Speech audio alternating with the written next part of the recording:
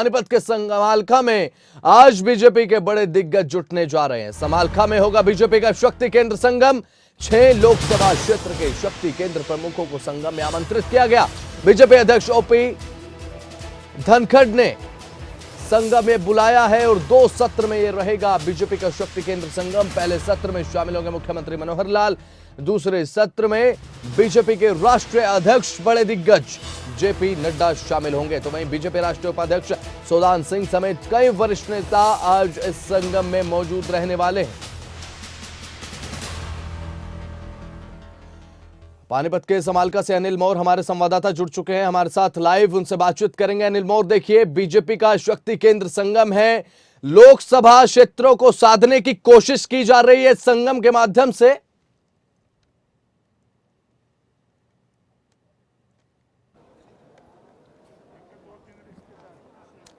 बिल्कुल, देखिए अगर बात करें इस वक्त मैं सेवा साधना केंद्र गांव पट्टी कल्याण में मौजूद हूं। समालखा में ये आता है और यहां पर अब से थोड़ी ही देर के बाद जो बीजेपी का शक्ति केंद्र प्रमुखों का जो संगम है, जो कार्यशाला का आयोजन किया जा रहा है, वो थोड़ी देर बाद शुरू हो जाएगी। मुख्यमंत्री मनोहर लाल अब से थोड़ी ही देर में यहाँ पर पहुँच जाएंगे। पहले सत्र में मुख्यमंत्री मनोहर लाल रहेंगे, उनका उद्बोधन रहेगा। इसके अलावा बात करें हरियाणा बीजेपी के अध्यक्ष ओम प्रकाश धनखड़, वो भी अब से कुछ देर में यहाँ पर पहुँच जाएंगे। बीजेपी के राष्ट्रीय अध्यक्ष की अगर बात करें जेपी नड्डा साहब की, वो दोपहर बाद इस जो कार्यशाला उसमें शिरकत करेंगे। फिलहाल यहाँ की तस्वीर मैं आपको दिखाना चाहूंगा कि जो बीजेपी के जो तमाम नेता है, कार्यकर्ता यहाँ पर पहुंचने शुरू हो रहे हैं। लगातार कार्यकर्ताओं का आना जाना शुरू है। अगर बात करें 6 लोकसभा क्षेत्रों के ये कार्यक्रम रखा गया, शक्ति केंद्र प्रमुख इसमें 6 लोकसभा क्षेत्रों के यहाँ पर मौजूद रहेंगे। अगर उन 6 लोकसभा क्षेत्रों की अगर बात करें, करनाल, सोनीपत, गुरुग्राम, फरीदाबाद, अंबाला और रोहतक लोकसभा क्षेत्रों के कार्यकर्ता यहाँ पे मौजूद रहेंगे। 3000 जो शक्ति केंद्र प्रमुख है वो यहाँ पे मौजूद रहेंगे। लगातार जो नेता यहाँ पर पहुंचने शुरू हो चुके हैं।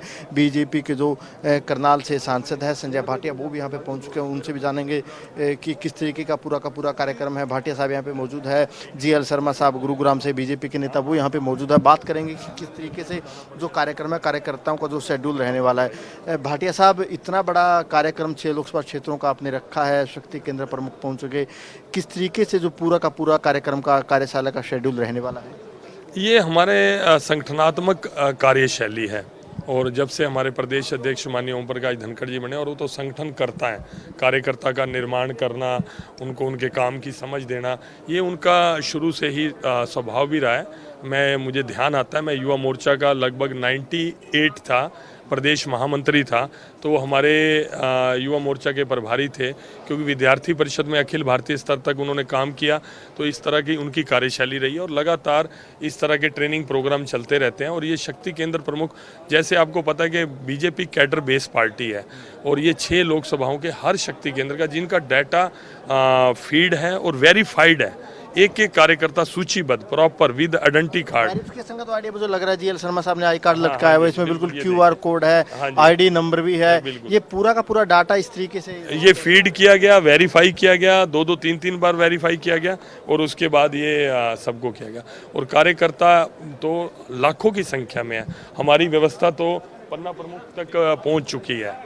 और आप ये देखिए कि शक्ति केंद्र हमारी एक महत्वपूर्ण कड़ी है। शक्ति केंद्र के बाद हमारी बूथ की कड़ी रहती है और उसके बाद बूथ के बाद पन्ना प्रमुख की रहती है। पवार साहब भी आ चुके, पवार साहब से सवाल करेंगे। लेकिन अगर बात करें, पट्टी कल्याण एक बड़ा हब बनता जा रहा है। पिछले दिनों संघ की काफ़ी बड़ी बैठक यहाँ पे हुई है, अब बीजेपी की और बड़ी बैठक हो रही है। कहीं ना कहीं समालखा की, पानीपत की और पहचान बढ़ती जा रही है बीजेपी की नज़रों में। नहीं, ये मेरा सौभाग्य है कि पट्टी कल्याण में इतना बड़ा स्किल सेंटर बना है और वो हमारा जो राष्ट्रीय स्वयंसेवक संघ, जिसकी पूरी दुनिया में एक पहचान, एक देशभक्त संगठन की है, और वो सामाजिक कार्यों में किस प्रकार से आज के यूथ को एजुकेट करता है। यहाँ लगभग 100 गांव के लोग इसके साथ जुड़े हुए हैं। आसपास के मेरे क्षेत्र के लगभग 100 गांव के लोग यहाँ पर जुड़े हुए हैं इस केंद्र के अंदर। शक्ति केंद्र की जो बैठक है प्रमुखों की, इतनी बड़ी कार्यशाला है, तो 24 की तैयारियों में जुट चुके आप लोग? भारतीय जनता पार्टी देश के अंदर एक ऐसी पार्टी है जिसके 18 करोड़ कार्यकर्ता हैं और भारतीय जनता पार्टी राष्ट्रीय स्तर से लेकर पन्ना प्रमुख तक संगठन स्थापित है। इसलिए राष्ट्रीय स्तर से लेकर नेतृत्व समय पर इस प्रकार की कार्य से जो हमें मीटिंगें होती रहती हैं, उनको प्रशिक्षण शिविर लगाए जाते हैं। क्योंकि भारतीय जनता पार्टी का हर कार्यकर्ता बहुत पन्ना प्रमुख तक बहुत मजबूती से काम करता है, इसलिए आज ये मीटिंग का आयोजन किया गया है। भाटिया साहब, आपने संगठन में काफ़ी काम किया बीजेपी में। मुख्य विषय अगर बात करें, मुख्य एजेंडा क्या रहने वाला है? जो 2 सेशन में आज पूरी की पूरी बैठक रहेगी, दिन भर बैठक चलेगी, मुख्य एजेंडा क्या रहने वाला है?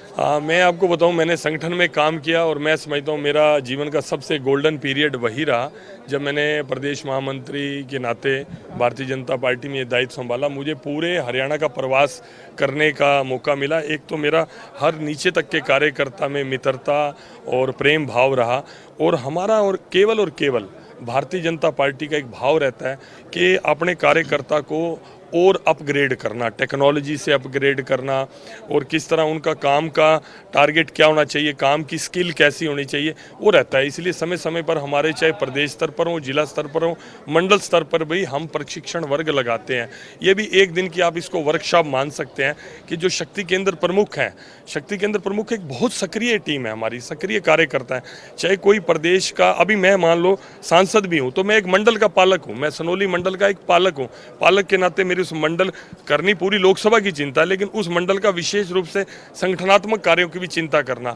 अगर माननीय मुख्यमंत्री जी आ रहे हैं तो वो भी किसी न किसी शक्ति केंद्र के भी पालक हो सकते हैं, इस तरह का बूथ के भी पालक हो सकते हैं जिस बूथ में उनका वोट है। तो यहाँ पर हमारे राष्ट्रीय अध्यक्ष जी हैं, आज बताएंगे नड्डा जी स्वयं किसी न किसी जो इकाई, जो हमारी सबसे छोटी इकाई है, जो जिसको पन्ना प्रमुख बोला जाता है, बूथ प्रमुख हैं, उनके अंदर कहीं ना कहीं बूथ समिति के अंदर इन्वॉल्वमेंट रहती है। ये एक खूबसूरती है। 24 की तैयारियों में जुट चुके हैं। नड्डा साहब संदेश देंगे कि किस तरीके से आगामी जो कार्य काम रखने हैं संगठन को। ये एक बीजेपी की खूबसूरती है। बीजेपी कैडर बेस्ड पार्टी है जो केवल और केवल अपने कैडर को, समर्थन को, हर चीज को बढ़ाती है। पूरे फील्ड की बात कर लेते हैं, पवार साहब से पूछ लेता हूँ। दुनिया में मैं आपको बताना चाहूंगा मोर साहब, पूरी दुनिया में भारतीय जनता पार्टी, जब कभी लोग भारतीय जनता पार्टी का कोई कार्यकर्ता होता तो मजाक उड़ाया करते थे, कोई बीजेपी का क्या है, लेकिन आज वही भारतीय जनता पार्टी पूरी दुनिया में, कभी कम्युनिस्ट पार्टी चीन की होती थी जिसकी सदस्य संख्या ज्यादा थी, आज दुनिया सवाल कर ले तो पवार साहब, अगर बात करें फील्ड में अकेले आप नहीं, इनेलो अपनी पदयात्रा कर रहे हैं, अभय चौटाला, भूपेंद्र सिंह हुड्डा भी जनसभाओं में लग चुके हैं, कांग्रेस हो चाहे हम इनेलो की बात करें, तमाम विपक्षी दल फील्ड में उतर चुके हैं। तो किस तरीके की चुनौतियां 24 के लिहाज से आप देखते हैं? आज पूरे देश का अंदर, देश का हर मतदाता ये अच्छी प्रकार से समझ चुका कि आज देश सुरक्षित किसी व्यक्ति के हाथों में है तो देश के प्रधानमंत्री नरेंद्र मोदी के हाथों में। इसलिए चाहे सुरक्षा की दृष्टि से, विकास की दृष्टि से आज देश का हर मतदाता, हर नागरिक नरेंद्र मोदी के प्रति आस्था रखता है। इसी प्रकार से हरियाणा प्रदेश के मुख्यमंत्री भी, उनका दूसरा कार्यकाल है, तो इसलिए पूरे प्रदेश के अंदर 36 बिरादरी को साथ लेकर चले, सम्मान विकास करा। जैसे संजय भाटिया जी ने कहा कि राष्ट्रीय स्तर से लेकर निचले स्तर तक हर व्यक्ति किसी न किसी शक्ति केंद्र का पालक या बूथ अध्यक्ष होगा, तो मैं भी जैसे 52 नंबर बूथ है मैं उसका पालक हूँ, और मेरे जो बूथ अध्यक्ष हैं लीलाराम हैं, और मेरे शक्ति केंद्र हैं सत्यवान देशवाल हैं।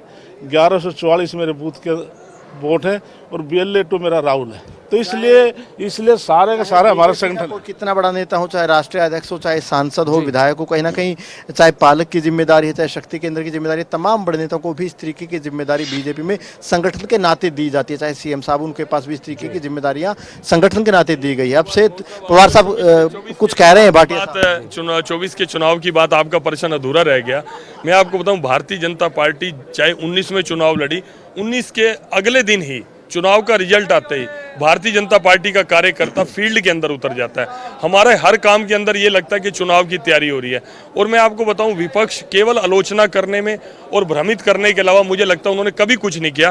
कभी विपक्ष ने आज तक ये नहीं कहा कि ये अच्छा काम हम करके गए थे और भारतीय जनता पार्टी ने उस काम को बंद कर दिया या उतना अच्छा काम नहीं किया, केवल और केवल भ्रमित करने का। इस बात में कोई दो राय नहीं है, बीजेपी हमेशा ही 24 के 24 घंटे में चुनाव की तैयारियों में जुटी दिखाई देती है। भले ही किसी भी राज्य के चुनाव परिणाम आए, भले ही लोकसभा के परिणाम आए, बीजेपी अगले दिन ही या कुछ दिनों बाद कहने का जो आगामी जो चुनाव होते हैं उन तैयारियों में जुट जाती है। आज जो बीजेपी के पूरे दिन की कार्यशाला हम कह सकते हैं, कार्यशाला रहने वाली, इसमें 2 सत्र रहेंगे जिसमें CM साहब का भी संबोधन रहेगा, बीजेपी के राष्ट्रीय अध्यक्ष JP नड्डा साहब का भी संबोधन रहेगा, धनखड़ साहब भी अपनी बात रखेंगे। जो वरिष्ठ नेता है कहीं ना कहीं अपनी बातें रखते हैं यहाँ पर नजर आएंगे और कहीं ना कहीं कार्यकर्ताओं को आगामी चुनाव के लिए कहीं ना कहीं यहाँ पर टिप्स देंगे।